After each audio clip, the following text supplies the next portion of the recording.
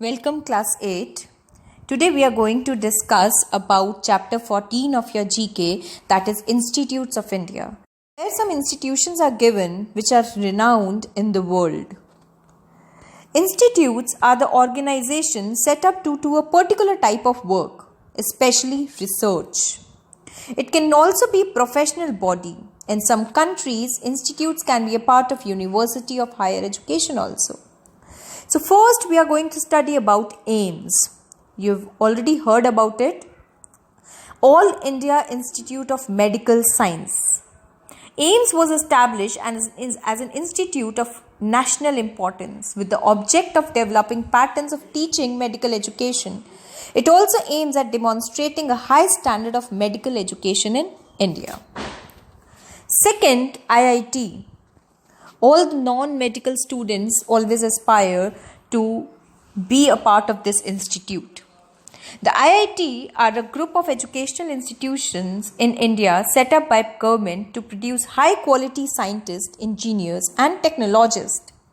They were set up to boost industrial development and manufacturing by creating an elite pool of engineering talent within the country. Third is the Indian Institute of Science, IISc.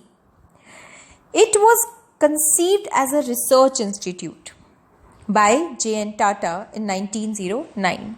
The institution has made the country proud in higher education and scientific research. Resulted in so much advanced researches that proved helpful in various areas of science. The fourth one is NIT, another renowned institution, National Institute of Design. NIT is internationally acclaimed as one of the foremost institutions in the field of design, education and research.